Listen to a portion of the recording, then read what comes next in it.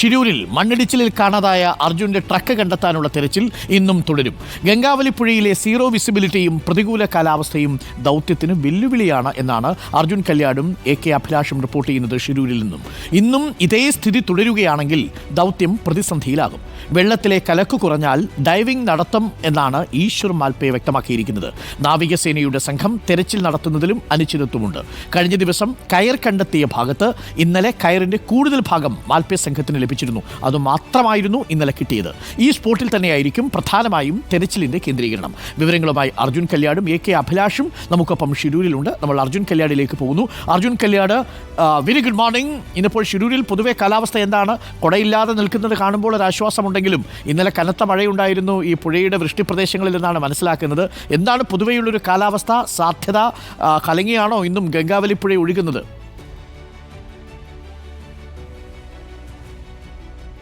Arun, very good morning. Gangavali പുഴയിൽ ഇപ്പോഴും പ്രതിസന്ധിയുടെ കലക്ക് നമുക്ക് കാണാൻ വേണ്ടി കഴിയുന്നുണ്ട്. ഇന്നും തിരച്ചിലിന് സാധ്യത ഒരു മങ്ങലിലാണുള്ളത്. കാരണം അനിശ്ചിതത്വം ഇപ്പോഴും തുടരുകയാണ്. കാരണം ഇതുമായി ബന്ധപ്പെട്ടുകൊണ്ട് കാലാവസ്ഥ പ്രതികൂലമാണ്. ഈ ഗംഗാവാലിയിലെ കലക്ക് ഇപ്പോഴും മാറ്റമില്ലാതെ, അല്ലെങ്കിൽ കൂടുതൽ ഒരു കലങ്ങിയ അവസ്ഥയിലാണ് ഗംഗാവാലി ഇപ്പോൾ നമുക്ക് കാണാൻ വേണ്ടി കഴിയുന്നത്. അതുകൊണ്ട് തന്നെ ഇന്ന് തിരച്ചിൽ നടത്തുമോ എന്നുള്ള കാര്യത്തിൽ ഇപ്പോഴും ഒരു തീരുമാനം ഉണ്ടായിട്ടില്ല. മാൽപേ ഇവിടത്തേക്ക് എത്തും. തിരച്ചിൽ അല്ലെങ്കിൽ ഈ പറയുന്ന നടത്തണമെങ്കിൽ ഈ ഗംഗാവാലിയിലെ കലക്കൊന്നു മാറി ഒരു തെളിഞ്ഞ ഗംഗാവാലിയിൽ മാത്രമേ തിരച്ചിൽ സാധ്യമാവുകയുള്ളൂ എന്നുള്ള കാര്യം മാൽപേയും വ്യക്തമാക്കിയിരുന്നു. പക്ഷേ ഇപ്പോൾ നമുക്കിവിടെ കാണാൻ വേണ്ടി കഴിയുന്ന ഗംഗാവാലി ഒട്ടും തെളിഞ്ഞ ഒരു ഗംഗാവാലി അല്ല, കലങ്ങി ഒഴുകുകയാണ്. ഒട്ടും വിസിബിലിറ്റി ഇല്ലാത്ത, ഇന്നലത്തേതിന് സമാനമായ രീതിയിൽ തന്നെ സീറോ വിസിബിലിറ്റിയിൽ തന്നെയാണ് ഈ ഗംഗാവാലി പുറമേ നിന്ന് കാണുമ്പോൾ നമുക്ക് മനസ്സിലാകുന്നത്. അതുകൊണ്ട് തന്നെ ഇന്ന് മാൽപേയുടെ സംഘം ഇറങ്ങാനുള്ള സാധ്യത എത്രത്തോളം ഉണ്ട് എന്നുള്ള കാര്യം മാൽപേ അല്പസമയത്തിനകം ഇവിടത്തേക്ക് എത്തും എന്നുള്ളതാണ് നമ്മളോട് അറിയിച്ചിരിക്കുന്നത്. ഒരുപക്ഷെ അവിടെ എത്തി ഇത് നിരീക്ഷിച്ചതിന് ശേഷം മാത്രമേ അവർ ഇതിനകത്തേക്ക് പുഴയിൽ ഇറങ്ങുകയുള്ളൂ എന്നുള്ള കാര്യമാണ് നമ്മൾ മനസ്സിലാക്കുന്നത്. അതിനു പുറമെ കാലാവസ്ഥയും പ്രതികൂലമാണ്. അതായത് ഇന്നലെ രാത്രി ഉൾപ്പെടെ ഈ ഗംഗാവാലിയുടെ വൃഷ്ടിപ്രദേശങ്ങളിൽ പലയിടത്തും ശക്തമായ തോതിൽ മഴ പെയ്തിരുന്നു.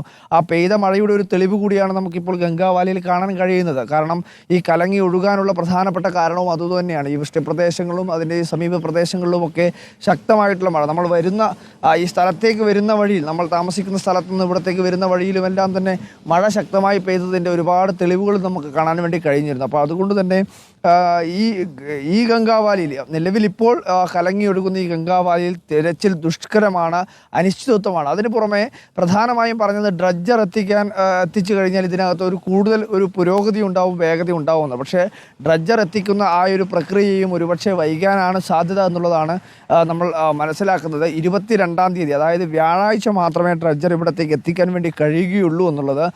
ഇന്നലെ തന്നെ ഈ ഡ്രഡ്ജർ എത്തിക്കുന്ന കമ്പനി അഭിഷേനിയ ഡ്രഡ്ജിംഗ് പ്രൈവറ്റ് ലിമിറ്റഡ് എന്ന കാർവാറിലുള്ള, ഗോവയിലും അവരുടെ ഒരുപാട് ബ്രാഞ്ചുകളൊക്കെ ഉണ്ട്. അപ്പോൾ അവിടെയുള്ള ഈ കമ്പനിയുടെ MD മഹേന്ദ്ര ഡോങ്ക്രെ തന്നെ റിപ്പോർട്ടറിനോട് വ്യക്തമാക്കിയിട്ടുള്ളത് ഇതൊരുപക്ഷെ വൈകും. ഈ നദിയിലെത്തി പരിശോധന നടത്തിയാൽ മാത്രമേ ഇതിനകത്തൊരു തീരുമാനമെടുക്കാൻ കഴിയൂ. 2 ദിവസത്തിനുള്ളിൽ ആ തീരുമാനം അറിയിക്കാം.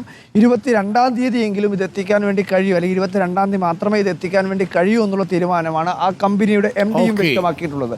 അപ്പോൾ എന്തായാലും ഈ അർജുനായിട്ടുള്ള തിരച്ചിൽ ഒരു അനിശ്ചിതത്വത്തിലേക്ക് പോവുകയാണ് അരുൺ. കൂടുതൽ പ്രതിസന്ധിയുടെ കലക്ക്, കാലാവസ്ഥ, ഇതെല്ലാം തന്നെ ഒരു വെല്ലുവിളിയായി മാറുന്നതാണ് പ്രധാനമായിട്ടുള്ളത്. പുഴയിലേക്കൊന്ന് നോക്കിയാൽ പുഴയിലെ ജലനിരപ്പ് ഇന്നലത്തെ അപേക്ഷിച്ച് അല്പം ഉയർന്നിട്ടുണ്ടോ? ഒഴുക്കിച്ചിരി കൂടിയിട്ടുണ്ടോ അർജുൻ?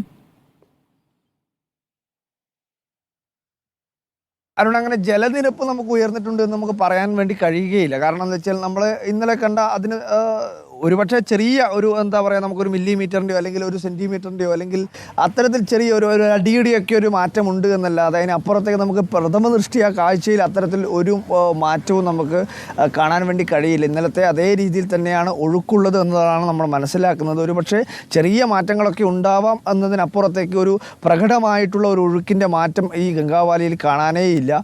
പക്ഷേ ഈ കലക്കാണ് ഇപ്പോൾ അത് ഏറ്റവും പ്രധാനപ്പെട്ട ഒരു പ്രതിസന്ധിയായി നിൽക്കുന്നത്. കലങ്ങിയൊരവസ്ഥയിൽ ഇവർക്ക് ഡൈവ് ചെയ്യാൻ വേണ്ടി കഴിയും. നേവിയുടെ സംഘം ഇന്ന് തിരച്ചിലുണ്ടാവാനുള്ള സാധ്യത തീരെ കുറവാണ്. കാരണം അവർ ഇന്നലെ തന്നെ വ്യക്തമാക്കിയത് ഈ കലങ്ങിയ അന്തരീക്ഷത്തിൽ ഡൈവിംഗ് നടത്തുന്നത് അസാധ്യമാണ്, അതിനകത്ത് മറ്റൊരു തരത്തിലുള്ള സാധ്യതകളുമില്ല. അതുകൊണ്ട് തന്നെ ആ സാധ്യത തീരെ ഇല്ലാത്തതാണ്. പക്ഷേ മാൽപ്പയുടെ സംഘം ഇറങ്ങുന്നത് മാൽപ്പയിടത്തേക്ക് എത്തി, പക്ഷേ ഇറങ്ങാനുള്ള സാധ്യതയും വളരെ കുറവാണ്. അങ്ങനെ വന്നു കഴിഞ്ഞാൽ ഇന്ന്